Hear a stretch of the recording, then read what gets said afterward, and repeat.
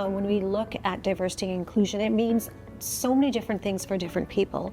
It may mean a difference in age, it may mean a difference in race, in culture, in religion, in sexual orientation, all of those things.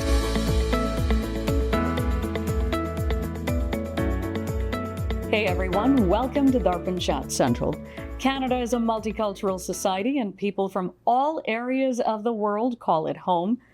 Now, May 21st is recognized as World Day for Cultural Diversity for Dialogue and Development. And to tell me all about this and to talk about the work that our own organization is doing, I'm joined by CEO of Diversity Community Resources Society, Neelam Sahota.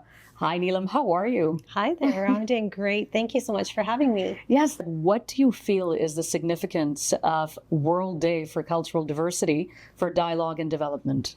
Because it's been recognized as a World Day by UNESCO, which is the United Nations organization. It actually elevates the whole notion of intercultural dialogue and peacemaking and sustainable development at a very international scale. It allows for people to actually really take a moment and understand how important things like intercultural dialogue are for people to have a society where we respect one another despite our differences, but also that we have so much to learn from one another. So tell me a little bit about your organization and the work that you do.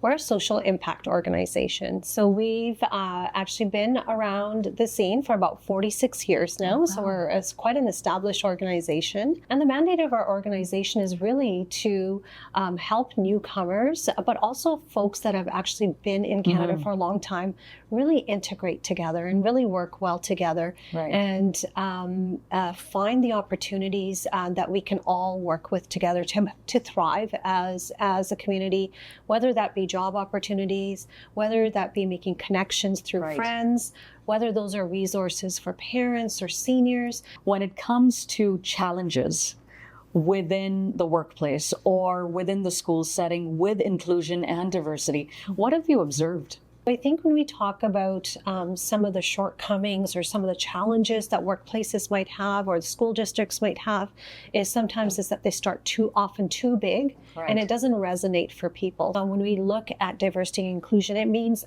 so many different things for different people.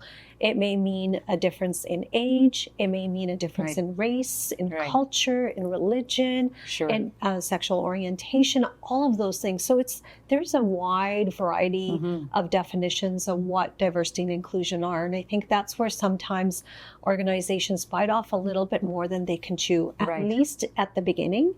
And then to bring it into small iterative phases, it becomes sort of part of your culture and then it sticks. So where do you see the most work that needs to be done then? When we look at sort of the Canadian landscape, immigration is on top of everybody's mind. And we hear even more than ever before in the news that we've got too much immigration. And we think about where does that coming from? And it's largely sort of stemming in from people not really working in a way where cultures are really working in dialogue with one another. That sort of lack of blending is where I think some of the work needs to really start. And people need to be able to see value in that, right? And how is it valuable for me, for example, to learn maybe more about the Chinese culture? And how about someone maybe from that culture wanting to learn a little bit more around other cultures that are new to them? We tend to come to a place of understanding faster.